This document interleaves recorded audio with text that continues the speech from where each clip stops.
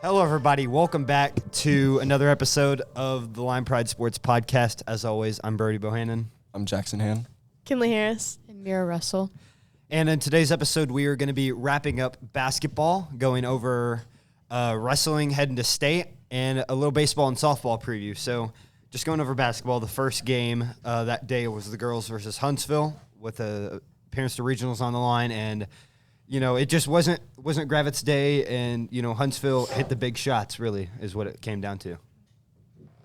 I think our first half was pretty good overall. We only went to half down by 6. And then when we came out that second half, we were really flat.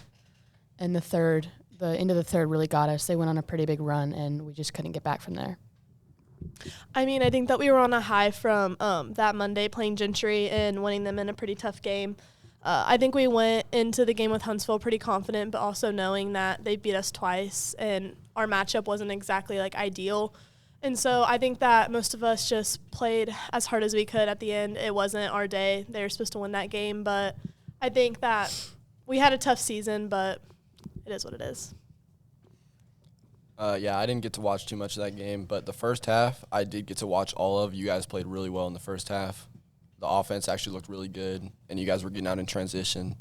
It was really working, but I unfortunately didn't get to see the second half, but it is tough. Yeah, you guys played very well in the first half, and the second half started off pretty well, but you could just tell the energy died down more and more and more.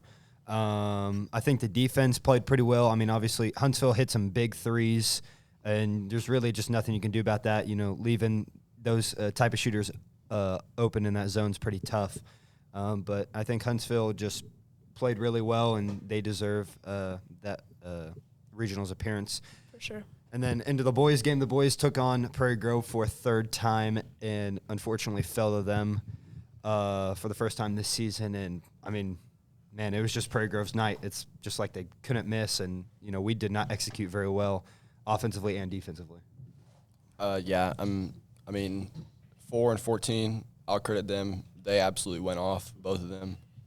Cole had 6 threes in the second half. I mean, they're a tough matchup, both games. The first 2 times we took care of them, the first time pretty easily. But they're tough to match up against. They played hard and they rebounded. They hit shots, and some of our scorers, including me, just weren't able to get going. Just from watching the game, I feel like it's hard to beat a team 3 times in a row. I mean, Prairie Grove is a really good team, so are we. I feel like this was the boys' chance to go to regionals this year, and I just feel for Bush and the team because I feel like they had a really good season. They all played hard. I just feel like they fell short in the area of rebounding. Shout out to the wrestling team, which every single wrestler at regionals qualified for the state tournament, which is a big deal, and the Lions looking to go back-to-back state wrestling champions.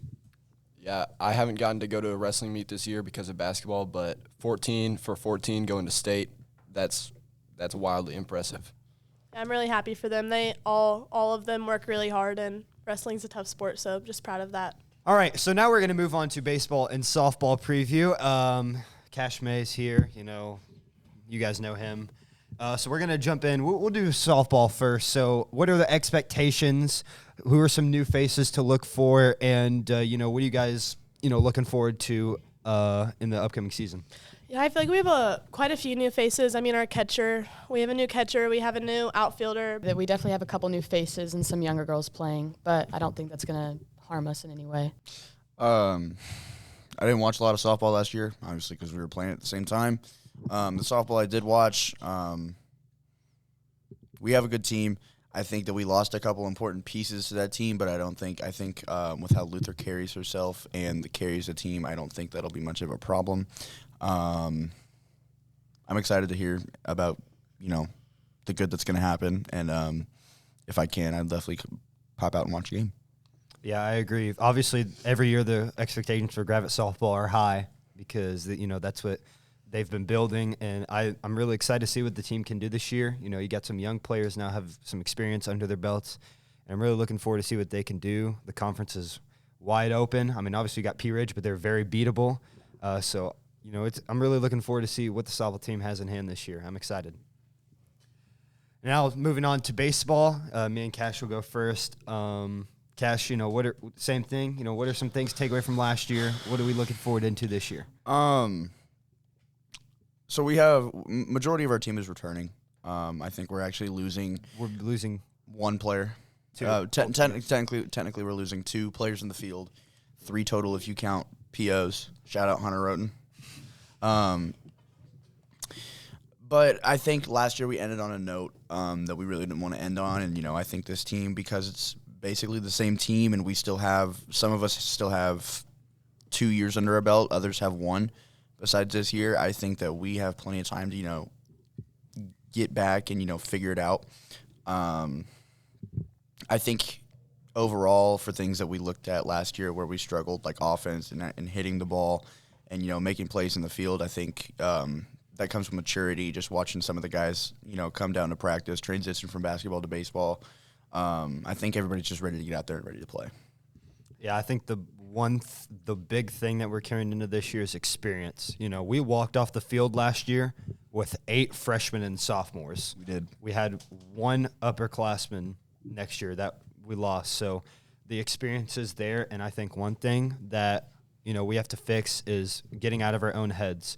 We were easily one of the most talented teams in the conference, possibly in the state last year, but when something went wrong, we would hang our heads, and that's just what young teams do, and you got to grow out of that. I agree. But I feel like once we do, we're going to be really tough to beat.